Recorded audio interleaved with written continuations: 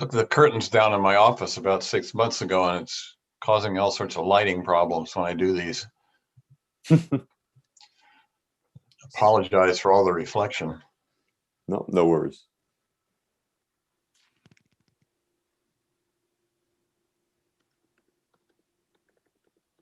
All right, I believe we are live. Good afternoon. Welcome to our conversation on the state of local news.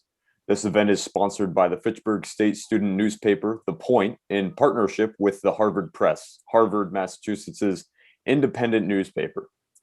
We'll be discussing the challenges faced by local news organizations in central Massachusetts and the importance of these local news publications. For those of you watching this live stream, you may ask questions in the YouTube chat box. We will have an opportunity toward the end of the event for a brief question and answer session. We have two guests with us today. Mr. Charles Saint Amand is joining us. He has joined Suffolk University's Communication, Journalism, and Media Department as its practitioner in residence in July 2018, after working 31 years in community journalism, most recently as editor of the Sentinel and Enterprise in Fitchburg. A 1986 graduate of Suffolk University, he began teaching journalism part-time at Suffolk in 2000. He is vice president of the New England Society of News Editors Board of Governors. Mr. John Osborne is a graduate of Kalamazoo College in Kalamazoo, Michigan, with a major in history and a concentration in African history. He was editor of The Index, the school's paper, and won an Overseas Press Club award for an editorial he wrote on the Cuban Missile Crisis. His first job was with the Washington Bureau of the New York Times, followed by a stint with United Press in Tallahassee, Florida. He then joined the Peace Corps and served 3 years as a science teacher in northern Malawi. On his return, he edited the Volunteer magazine, the official publication of the Peace Corps, for 1 year. He then moved to Western Maine, where he taught science for the next 7 years at Gould Academy in Bethel, while freelancing feature for the Portland Herald. In 1977, he took a job teaching and a job writing with Digital Equipment Corporation and helped start an in-house publishing operation, Digital Press. He then decided to move into technical book publishing, working as an acquisition editor, first with IDG Books, now Wiley, and then with O'Reilly Media, retiring in 2008. Osborne became the editor of the Harvard Press about 10 years ago. Thank you both for joining us. We look forward to a wonderful conversation. Mr. Osborne, I'll turn the virtual stage over to you. Thanks, Tim. And Charles, it's great to meet you after hearing so much about you over the years, actually. Maybe we should just start by talking a little bit about the importance of local independent newspapers and why they matter. And I know you've certainly done a lot of research on that yourself. Well, certainly not research, but I think I lived it. Local news really matters. Local newspapers really matter so much because we're close to the community. We're there every day. We don't just come in, when the big story might break in a community, and usually in what brings the Boston Globe or the Boston Herald to a community is bad news, oftentimes, unfortunately. They might come in for good news once in a while, but for the most part, it's bad news. And when and the Boston television stations are coming in when there's been, a horrible fire, a murder or that kind of thing. So to say that those papers, those more regional papers, and the Boston television stations are, I think they present a very skewed look at a community when all they're doing is just coming in for these kind of drive-bys. And whereas a local newspaper, they're going to give you they're going to cover the murder, they're going to cover the fire, they're going to cover the, that bad news, but they're also going to be there when, for instance, Fitchburg State in 2017, I believe, purchased the theater block on Main Street, and that could be a game changer for the city. It's going to be a long process, but that's a significant investment in the city, and that's something that the Globe isn't going to come in for. The Herald isn't going to come in for that story. But the Sentinel and Enterprise was there, and we were able to, when I was the editor, we played that as a lead story, 6 columns on our front page, because that was a big story for the city of Fitchburg. And the other thing we do, and I say we because I still that experience is still with me. Even though I'm not working in a newsroom right now, it's still something that's just a part of me. The other thing we do is we cover City Hall. The local journalists are covering, or have to be the local watchdog of government. And that's a big reason why local community journalism is so important. You would agree. You have you're doing it in the town of Harvard. You're making sure that there's a voice that is looking from from afar to see that you've stepped back in your objective role, so that you're giving the town the good, the bad, the ugly, but also the good stories too. Yeah. So I have a story similar to yours. This has happened maybe 3 or 4 times since I've been here, but about a year and a half ago, PFAS, this chemical compound that's used in fire retardant, suddenly became a story at Fort Devens, which is right next to us, because it was causing pollution in the public water supplies. So actually, the Globe got that story first. I guess they got their hands on some report from the Army. They reported it. We picked up the paper the next day and looked at it, and they were claiming that Harvard was impacted by this, but they didn't say anything else. And that was the end of the story on the Globe. There was no follow-up story. Right. So of course we jumped on it. Yeah. We, reported in depth. We looked at where, in fact, it was a problem in Harvard with maps, and we reported that. So we were able to actually localize what was a big story, maybe regionally, particularly for the people in Air and Devens, but bring it home to Harvard in a way that the Globe wouldn't have had the time to do, or even the inclination. So I think that's an example of how a local paper can, the term is localize a story like that and bring its own community up to speed on what the implications are of less detailed story like that. But back to your point about government too, that's a big deal for us every year. Right now we're 2 weeks away from town meeting. Sure. And we always do a town-wide issue of the paper. We make sure it gets into every mailbox in town, whether you're a subscriber or not. And we do things like we take the warrant and we break it down and try to explain each of the articles in plain English. We Sure. provide a guide to town meeting with maps, for newcomers to town. Sure. We used to do that. We used to do that routinely. And yeah. I was in the Lowell newsroom. I was at the Lowell Sun for 21 years before I went to Fitchburg, and we did all that. We covered those town meetings from the beginning to the end. Some of them went on for several nights, and we were there because that was where people, if you've ever been to a town meeting, and I never did it until I moved to North Central Massachusetts into a town, and the term stand and be counted. The first town meeting I went to, they said, okay, everyone all the yays, please stand and be counted. And that there's a reason for that. And I never felt so connected to my community when I did that, when I went to town meetings. So, for the newspaper's got to be there to chronicle that, and the other thing is, for a long time, newspapers, these local newspapers, they're part of the community. when, my phone would rings every once in a while, would ring every once in a while.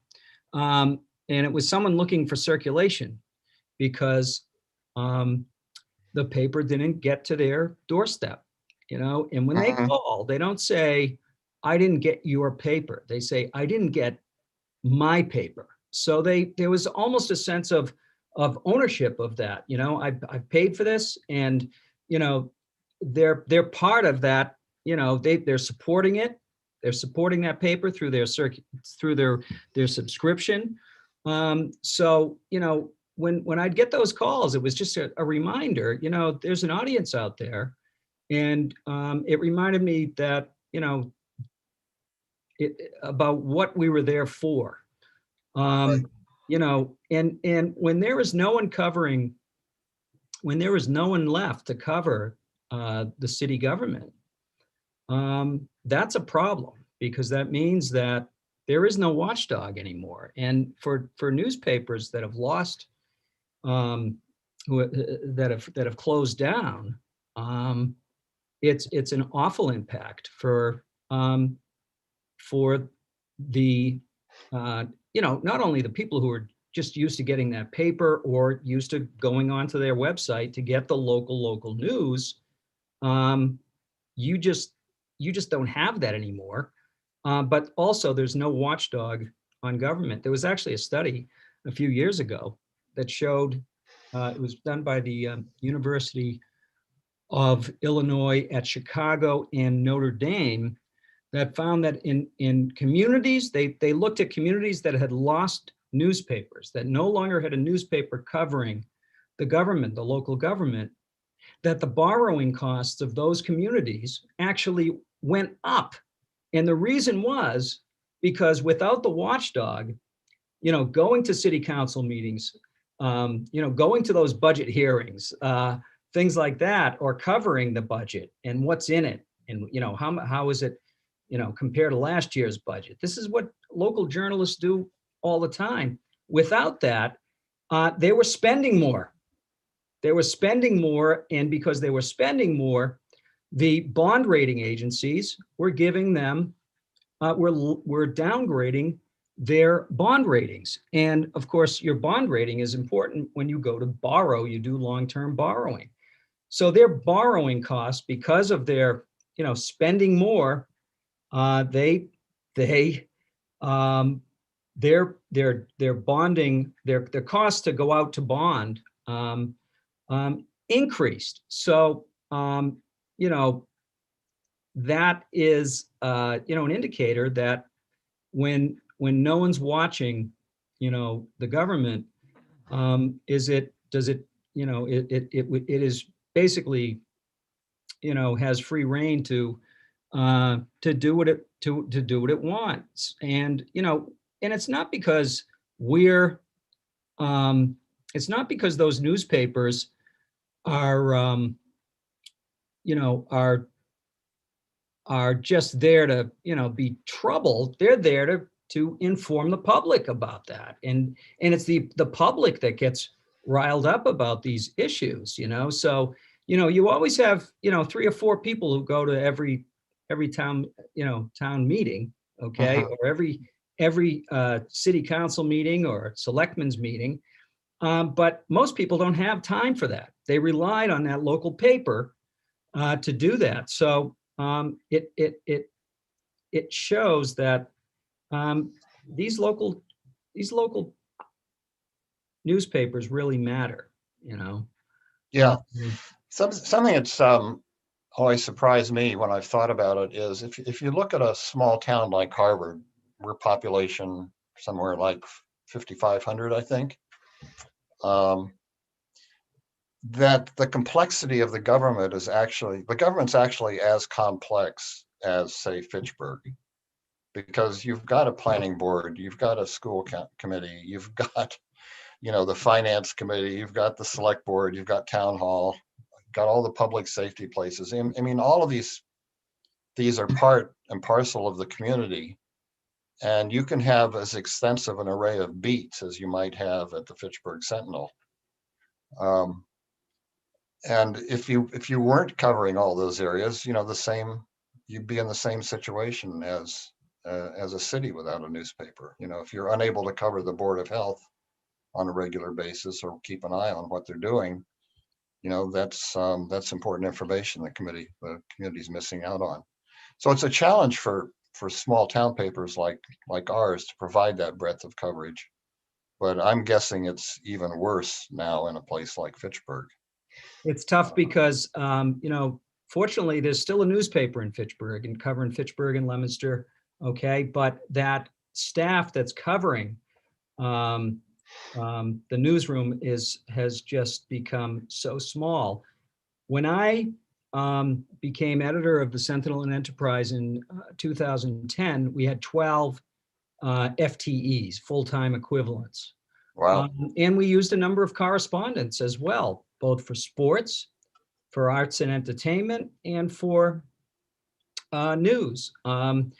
Because our reporter, I had 5 news reporters, I had 2 sports reporters, I had 2 photographers, and I was able to actually add a city editor. So I had a city editor, myself, and we had a copy editor that we paid for because our copy desk had been consolidated to Lowell, our sister paper in Lowell. That copy editor worked for, essentially for our newspaper. So there were 7 days, 7 shifts, putting out the daily paper in Lowell for us, and some other editing help as well. I think the newsroom in Fitchburg right now is Cliff Clark, the city editor, whom I hired, and 1 news reporter and 1 sports reporter. They do not have a staff photographer.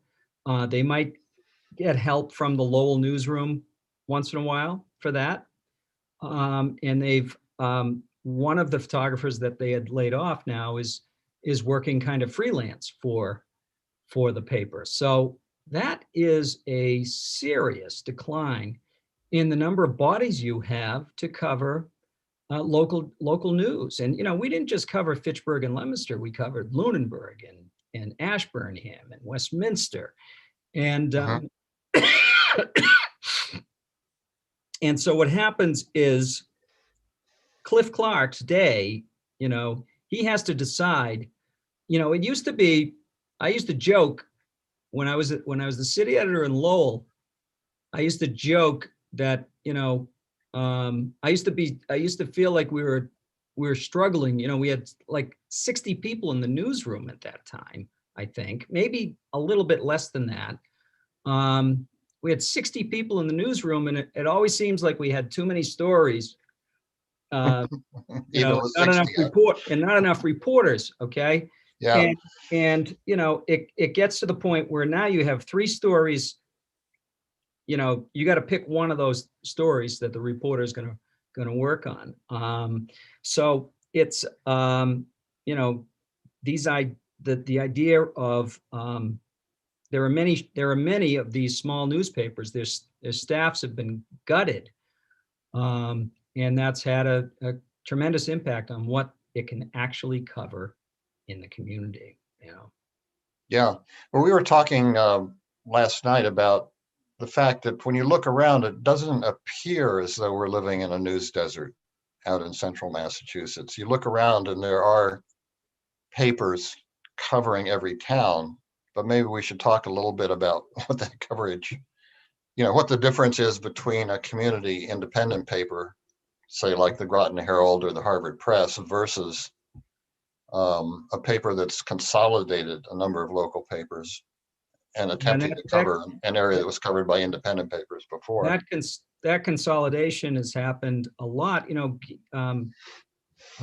Gatehouse, now Gannett, owns a lot of newspapers in Massachusetts, and a lot of weekly newspapers. They're the old Community News Corporation company, which then Fidelity for some time owned them. Right. And I think maybe the Boston Herald owned some of those weeklies as well. And then they've all kind of fallen under Gatehouse. Started buying up these papers, and but what they've done since then, and it continues, is to consolidate maybe 4 communities, which each might have had their own weekly newspaper. Now there's those 4 communities have one regional weekly covering it. Mhm. So it's affecting the daily and the weekly. We're fortunate. Massachusetts is not in a news desert, does not have a news desert, a term that is used to describe a county without a daily newspaper or a newspaper period. Mhm. I have this is a report from Penelope Muse Abernathy from University of North Carolina at Chapel Hill, who really took a hard look at this and found that there were from 2004 until fairly recently, the U.S. lost 1/4 of its newspapers. Okay, 2,100 newspapers have shut down since 2004, and that's includes 70 dailies and 2,000 weeklies or non-dailies. So you have a lot. You have these entire counties across the country that have no newspaper covering it at all. And the term coined now is news deserts. And in many of the communities that still have a newspaper, like Fitchburg does and Lowell, unfortunately, those have become almost ghost newspapers because, if you're in your 70s in Fitchburg and you've been getting the paper, you've lived in Fitchburg all your life, and you've seen the Fitchburg Sentinel and the Leominster Enterprise, and then they merged in 1973 to form the Sentinel and Enterprise. You remember days where there were big newspapers, and now it's usually 16 pages. The daily paper is about 16 pages. And that's the case for the Lowell Sun too, is anywhere from 16 to 20 pages during the week. It's got a bigger Sunday edition. But I can remember when I was at the Lowell Sun first I started there in 1989. Our Thursday paper would be it was not uncommon. It was not uncommon for it to be 72 pages. And we had 4 different editions. So we were zoning our local section, 4 or 5 pages of local, and sports was being zoned as well, 4 or 5 pages of the paper, every edition. So now you're thinking we were producing over 100 pages a day for a daily newspaper, a daily community newspaper. And now it's just a shell of itself, and very few reporters in the newsroom, and very small staff. So they're just basically very hand to mouth with their coverage. It's sad, and I'm sure people in Fitchburg kind of are feeling the same way. But and believe me, I still have friends who work in the Lowell newsroom, and and Cliff, and I feel for them because I know that they're still fighting the good fight, trying to get whatever they can covered. And it's unfortunately those newspapers are just ghosts of Yeah. what they used to be. Yeah, we've seen that in our region. You and I were talking about it yesterday. The towns surrounding us, each town used to have its own paper. There was the Air Public Spirit. There was the Sure. the Pepperell paper. Yep. Harvard. When we first started I believe it was 2015. I think I got the date right.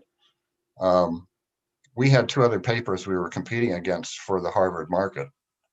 And we were quickly able to dispense with them just because our coverage was so local. They were unable to keep up, but one of them was the Harvard Hillside and the other was the Harvard Post. The Hillside was bought by, what is it, Media One? Media News Group, Media News Group, which bought was the my, Hall Herald. that was the company that I worked for years. After they bought the Lowell Sun from the Costello family, which it had been in the family for 100 years, over 100 years, nearly 125, I think.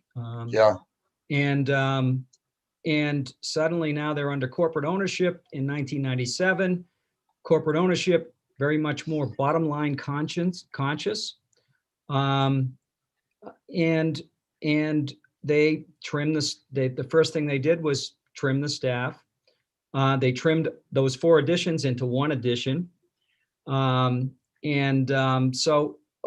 think initially we were 2 editions, and then we went to just 1 edition, not zoning any local pages. Slowly,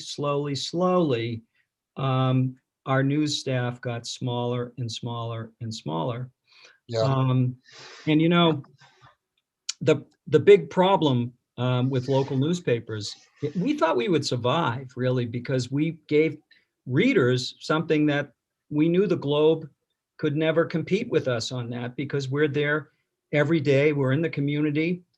We thought we were going to do better than the big regional papers that were running a lot of world news, national news that people could get online very easily. Okay. And as it turned out, was the revenue as readers left print and moved to digital, the advertising revenue did not migrate to digital on a 1-to-1 scale. It was on a 10-to-1 scale. So what we said in the business was, print newspapers earn dollars, and digital advertising earn dimes to the print dollars. So there are a lot of newspapers that are still relying on that print revenue but it's shrinking every day. They're relying on that print revenue to turn a profit. They might be profitable, but that profit is shrinking because the number of the print advertising is shrinking. The digital, they've done, there are a lot of local community newspapers that have very comprehensive websites, okay? But the advertising dollars are just a fraction, okay? 3/4 of the digital advertising market is owned by Google, Facebook, and Amazon. And Amazon is becoming a bigger player every day. So when they own 3/4 of the digital market, they are getting huge volume. So they're making that money. And so the companies that are trying to win the digital race are struggling because the local newspapers just aren't getting that digital advertising. And that's why you're seeing local newspapers close. And it's a shame. And fortunately, there are some good things happening. Number one, I see a lot of jobs being advertised. Journalismjobs.com is one, and I'm always looking for internships for my students. I'm looking for entry level positions, and there are a lot of job titles are changing because a lot of newspapers, they want digital producers, people who can do editing and editing video, editing type. You have to kind of be you have to kind of have a multimedia experience there. At Suffolk, we've tried to merge the print and broadcast. So even I teach mostly print web classes. Most of my students, even all my print web concentration students have to take production 1. They have to take broadcast 1, so that they know how to edit video, they know how to do a stand-up, a voiceover, that kind of stuff. So those are skills that are really important to newspapers now, because they want people who can edit video. So we're trying to make that just that convergence of media. Yeah, you kind of have to be a jack of all trades these days You do. to be successful. Or it doesn't hurt anyway. There are some good news stories. I mean, there are newspapers are getting very creative with the way they can, with the way they are funding their own journalism. Number one, there's a lot of grants out there, okay, and some of them are come from the Knight Foundation. Google has tried to invest in local news, understanding that it's kind of cornered the market on advertising, and it's also developed tools that have been storytelling tools that journalists can use, but there are also foundations that are focused on a specific topic: education, healthcare, senior issues. Okay, and they have actually funded positions in local newsrooms, but you have to be, it's something that you have to be mindful of, that editors in these local newsrooms have to kind of seek out these grants. One newspaper that's doing very well with that kind of stuff is the Manchester Union Leader in New Hampshire. Mike Cody is I think he's the business editor or managing editor he's the deputy managing editor, and he's the business editor up in Manchester.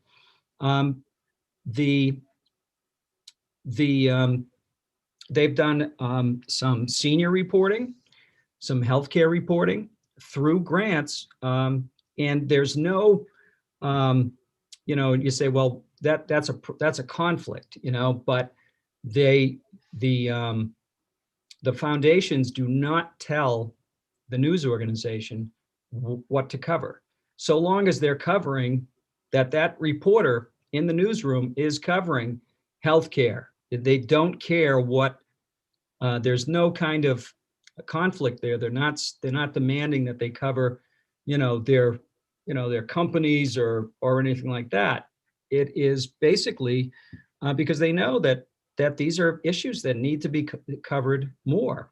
And the Boston Globe has done that too. They funded a position in the newsroom that was looking at education, but the foundation, the Globe would not touch that with a 10-foot pole if the foundation had any kind of influence on coverage or anything like that. Right. So it's been, it's something that newspapers, you have to be aware. You have to set up that kind of firewall between the foundation and the grant recipient, and it's something that newspapers have been able to add depth to their coverage, and that's really important. And but I'm finding that newspapers that are locally owned are probably more apt to be proactive about getting those kinds of grants, rather than companies, newspapers like a lot of newspapers owned in Massachusetts that are owned by big companies, Media News Group now is owned by a hedge fund, essentially, Alden Global Capital, and they are very bottom line focused. Their main goal is to bring a return to their investors. Unfortunately, that's often happened at the expense of newsroom resources. Oftentimes, those newsrooms are so strapped that they can't even investigate these kinds of opportunities out there. So it's kind of a catch-22 for some of these newsrooms that have been decimated. But it is something you have to be intentional about. I think, newspapers that have strong local ownership are doing a little bit better. The Eagle Tribune, the Berkshire Eagle out in Western Mass was owned by the company that I worked for many years. I think they might have been owned by the company before. It was right around the same time that Media News Group bought the Lowell Sun. People out there were just tired of seeing the newsroom, the newspaper becoming a ghost. And they got together, and local investors got together, and they bought the newspaper from Media News Group. And it's a locally owned paper now. A retired judge who kind of led the effort to do it is the publisher now. And they've added staff, they've added pages to the newspaper. And so far, fingers crossed, that's been a success story. But they're not out of the woods yet. The competition for those digital advertising and the shrinking print resources, even well-heeled investors who really care about that local coverage, they may not, eventually they might not make a go of it. But for now, fingers crossed, it seems to be doing well. And there's a group, the group that owns the Concord Monitor. They have papers in Greenfield in Massachusetts, Greenfield, the Hampshire Daily Gazette, and some other communities in Massachusetts. It's a group that's doing better in their newsrooms, but again, it's still a struggle. Yeah, I haven't seen a model yet that really works for a small community like Harvard or like Air or like Groton that doesn't depend on subscribers and strong local advertising. In the case of our paper, and I think it's probably happened elsewhere, it was the loss of, first of all, print advertising and also classifieds. Classifieds were a big part of revenue. I don't know if most people know this, but Harvard had a very successful paper, the Harvard Post, that lasted all the way up through the 80s, I believe, 90s even, before it was sold to Gatehouse. Yeah.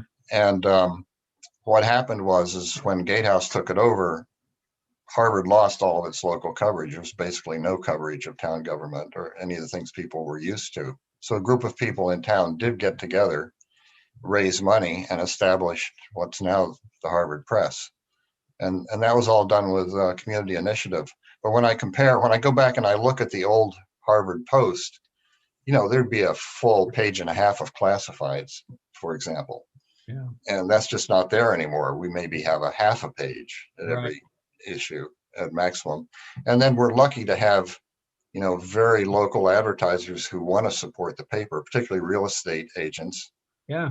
And local mechanics or landscape groups.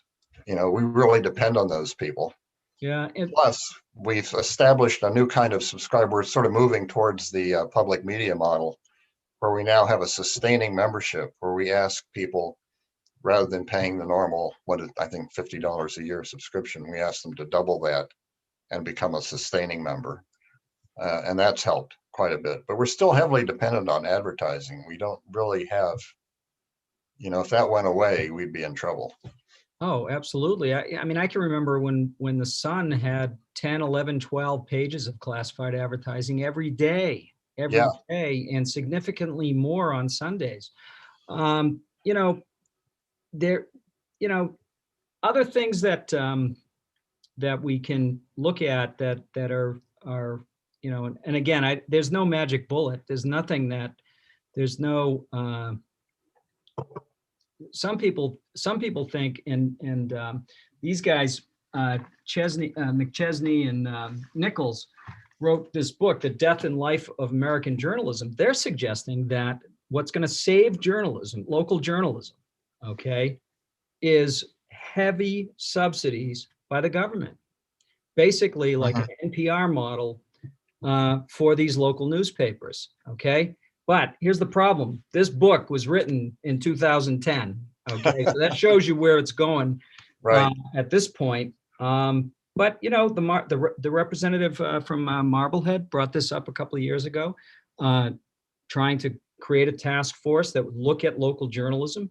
Down in New Jersey, put some money aside in the budget to fund local journalism. And of course, everybody was about that. Yeah. worried about that. We were worried about that because the legislature, we're going to be at the whims of the legislature to, if we write stuff, the problem is if we write stuff that they don't like, they're going to cut our funding, and you hear that, you hear that about public radio, don't you?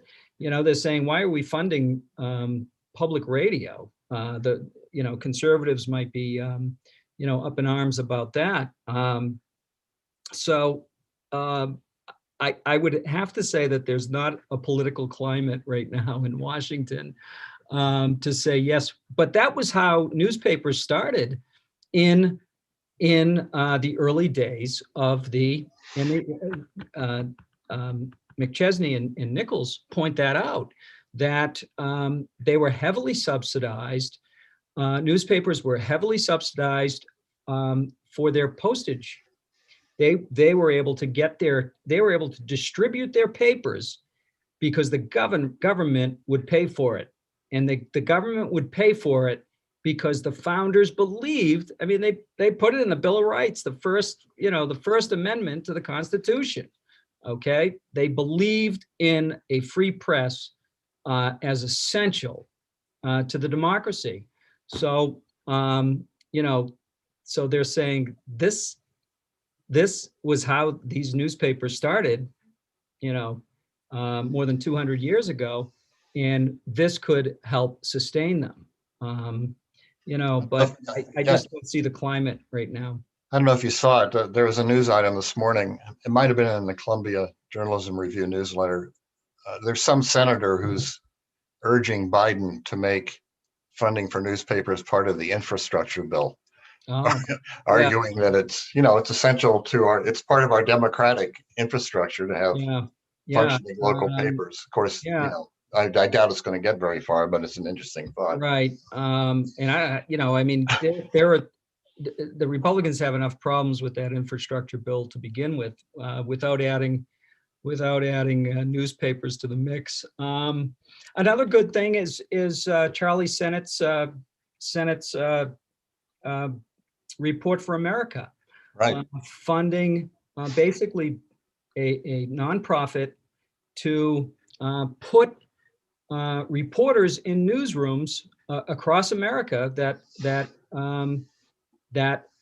don't have big enough staffs to do that kind of journalism that can have a big impact on a community, that investigative type journalism. So what the business model is, I believe Report for America pays for half of the position. They ask that the newspaper getting the reporter, that they pay for half, but they don't suggest that the newspaper actually pay for it. They ask the newspaper to go out and raise the money in the community to pay for the position. And they've done some excellent journalism. If you Google Report for Yeah, America, they have. you can Yeah. see examples of great. I mean, there were counties in West Virginia and Kentucky that didn't have it. They had no reliable drinking water supply. In Report for America, they sent down a reporter and a couple of reporters, I think, working at different newspapers. I think they teamed up on the project, and they were able to bring light to this problem. So that's, Yeah. there are some good news stories out there. That's got a couple of good things, good aspects to it that I've heard Senate talk about. One is that doing it that way, they're actually encouraging the growth of local funding for the newspaper that way, by sort of forcing it to happen. Yes. You're actually building an infrastructure in that community for future journalistic work. Right. And the other thing that's great about it is, I don't know, I mean, speaking for my own paper, we're pretty much a freelance network of reporters. We don't have people on salary, and generally they're less experienced. They don't have experience in investigative reporting. So by bringing in someone from the outside who has perhaps more training through journalism school or the work they've done, you're really energizing that local paper. You're giving them the ability to learn and kind of raise the bar in their own work, which I don't think valuable. That's a great point. I don't think the community realizes how important they are in this equation. A few years ago, people in Atlantic City were up in arms because they felt like every news outlet was either covering the casinos or covering crime in their neighborhood. When they said they don't cover any of the good stuff. So they got together, and people in the community went out and found stories, and they convinced the local media to listen to them. So community members, they had meetings, several meetings, where they would pitch stories to the local media, and the local media would then cover the stories. It was called AC, I think it was called the AC Project or something like that. And it's called restorative narrative because some of these neighborhoods that the only time the press came or wrote about them was when something bad was happening. They just got fed up with it. So they said, we've got good stories in this neighborhood too, but you're never here for those. So they were able to support this restorative narrative, is what they call it, is to show that there are good people everywhere and good stories everywhere, interesting people everywhere. Newsrooms have to do better with diversity so that you're covering those people who never get covered. The newsroom, and it's hard when you're a one-person shop and you're doing a lot of, or a two-person shop, you're trying to cover all this stuff. But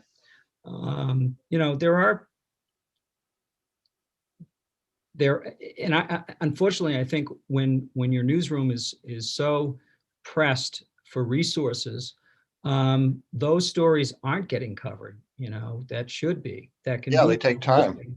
It can be uplifting to the entire community. So it's I don't have the answers, but I do believe that the community is part of the answer. Yeah, we've tried a couple of things. We've tried some collaborations actually. We've had a little project on racial justice in the high school that's been going on for the last 7 or 8 months. And what we did is we teamed up with the Journalist Resource at Harvard. I don't know if you're familiar with them. It's a great little group that does research of use to journalists. So, for example, we went to them and said, look, our schools are saying we're doing all this professional development of our staff. Can you tell us if there's research out there that shows that this works? Right, And if right. it does work, what's the best way to do it? Yeah. And they've been terrific. And another group is the Solutions Journalism Network. I don't know if you're familiar with Yes, them. I have heard of them. Yep. So I actually had them come in and teach a workshop to the little team that's been doing this project. It's great. It was free. They were happy to do it. We got something out of it. So there are ways to network with some of these groups that are out there that don't cost money necessarily, but can provide you with resources you wouldn't normally have. So I see Tim's back to you. back, and um, hopefully we can take some questions now if anybody has them. Yes, I did want to interject and bring up a few questions. One that I think may be of interest as, in regards to how the field of journalism may look to grow from this point forward when it comes to creating new journalists, kind of introducing young people to the field. Do you think that journalism as a profession should require some sort of level of higher education or some kind of degree to be able to participate? Well, that's No, a good I question. think, yeah, go I ahead. mean, a degree in journalism versus a degree, say, in science or history. Yeah, or even no degree at all, even. No degree at all. Yeah. I don't know. What do you think, Charles? I think, for a long time, there weren't journalism programs. A lot of them sprung out of the fact that, a lot of them sprung out of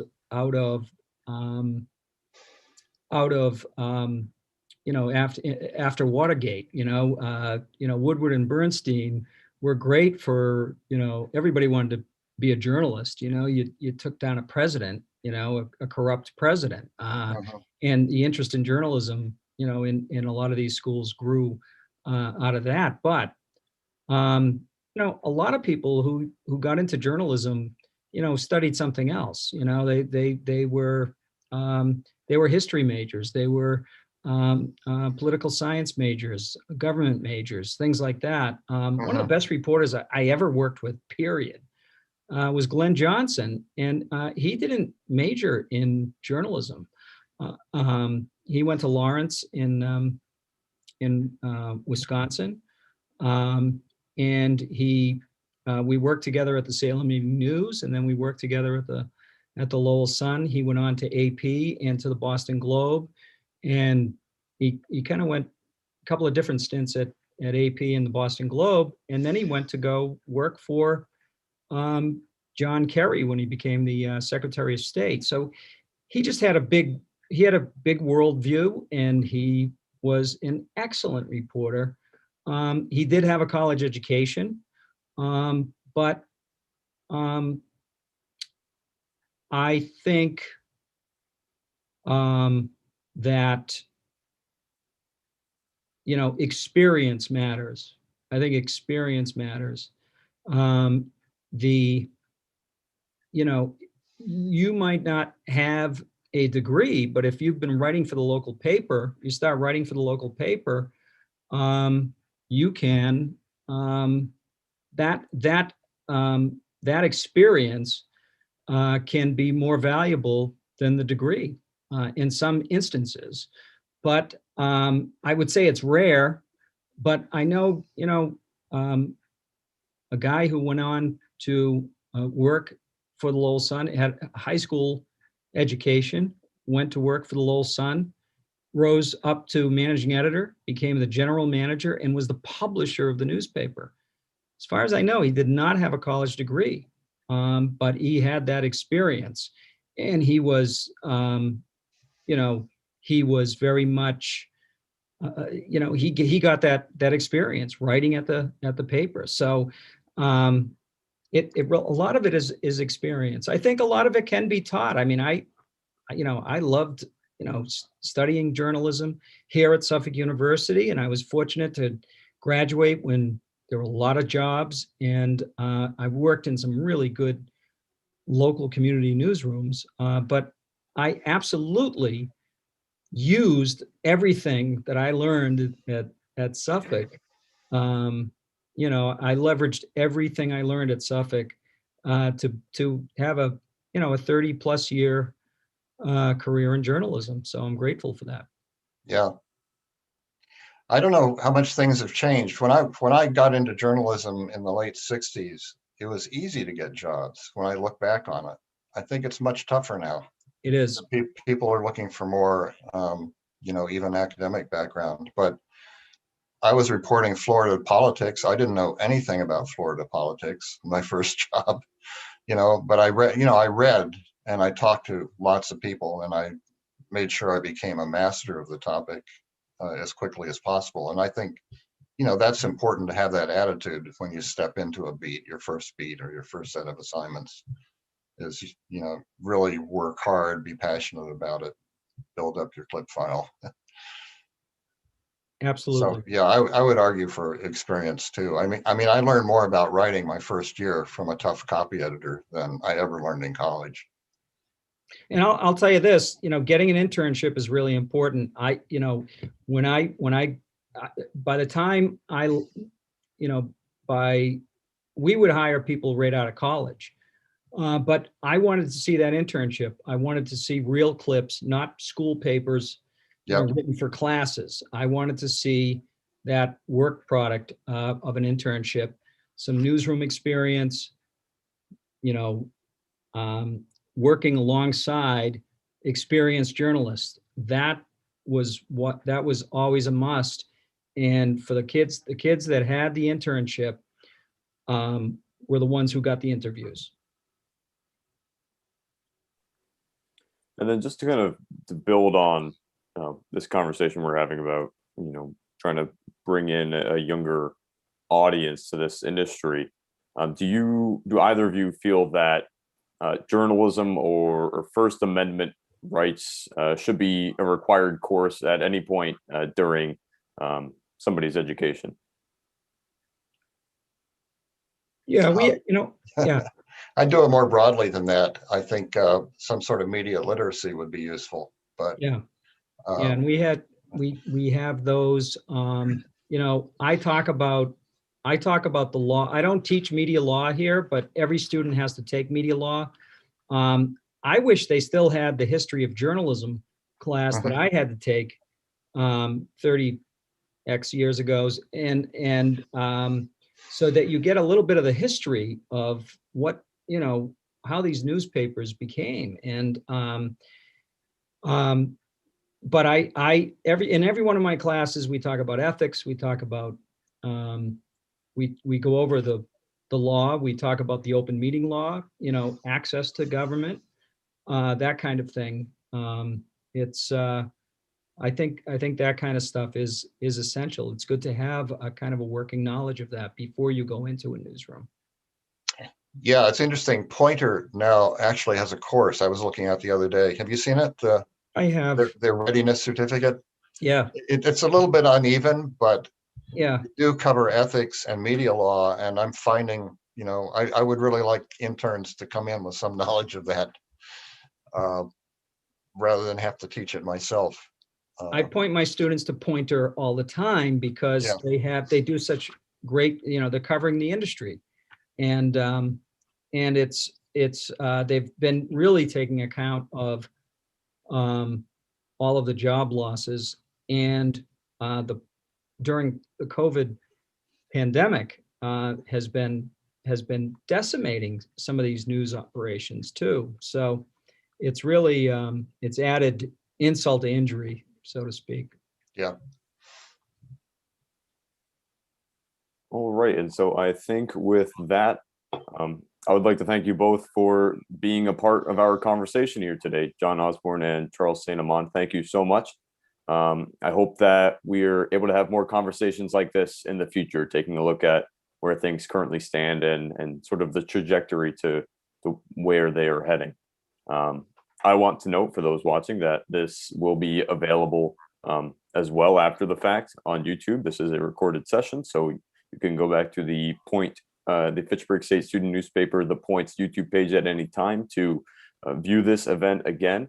And as a heads up, The Point is hosting a town hall with Fitchburg State University's president and provost later today at 4 o'clock. So we hope to be able to see some of our viewers there. So once again, John Osborne, Charles St. Amand, thank you so much for being a part of our conversation here today. And Thank you, thank you Tim. for coming out. Thank you.